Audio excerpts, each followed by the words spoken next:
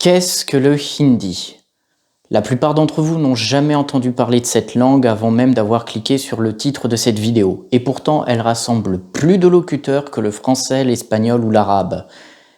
Elle vous sera indispensable aujourd'hui si vous préparez une expatriation en Inde, ce qui peut être plus intéressant aujourd'hui qu'une Chine qui se referme. De nombreuses opportunités vous attendent dans le domaine des télécoms ou de la supply chain. Mais il faut savoir que le pays ne dépend plus aujourd'hui uniquement de la langue anglaise comme au temps de la colonisation. Il convient de vous préparer afin de vous adapter à ce nouvel environnement plein de ressources. Ne vous contentez pas de parler l'anglais si vous envisagez une expatriation en Inde. Vous pourriez manquer de nombreuses interactions qui vous faciliteront la vie de tous les jours. Le hindi est la langue de plus de 770 millions de locuteurs à travers le sous-continent indien. Mais contrairement à ce que vous pourriez penser, elle n'est pas si éloignée que cela de nos langues européennes.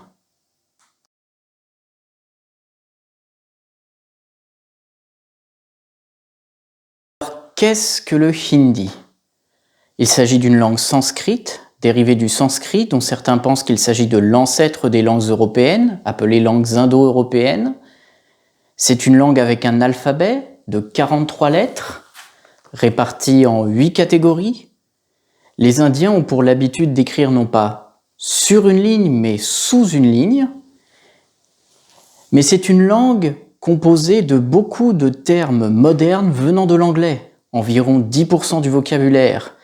C'est une langue dont la construction nous sera familière, car les noms et les adjectifs comportent effectivement un genre, masculin ou féminin, et les temps peuvent être conjugués également, au passé, au présent, au futur, contrairement au chinois, ce qui permet aux mots de contenir plus d'informations.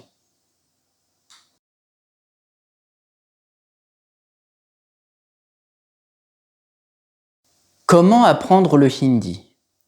S'il est vrai que cette langue peut nous paraître relativement inconnue en France, elle ne l'est pas autant dans le monde anglo-saxon et en Europe du Nord. Par conséquent, plusieurs méthodes existent déjà, la plupart publiées en anglais.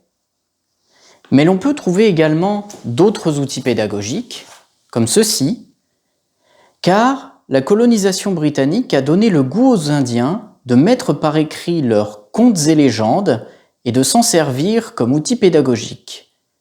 Il s'agit d'une méthode relativement simple et facile d'accès pour avoir un premier aperçu de la langue.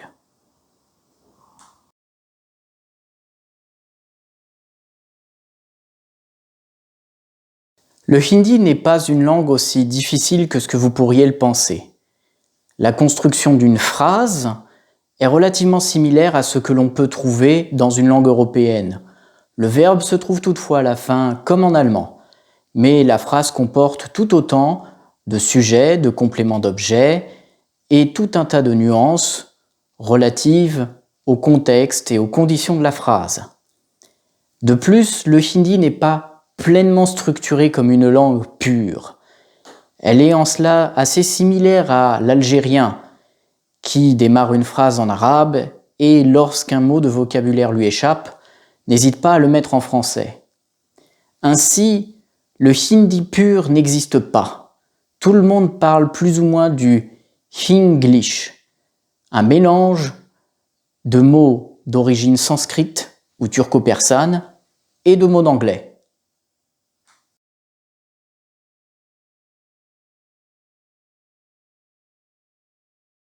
J'ai démarré l'apprentissage du hindi en 2009. J'étais alors en licence de chinois à l'INALCO et je souhaitais occuper mon temps libre entre deux cours.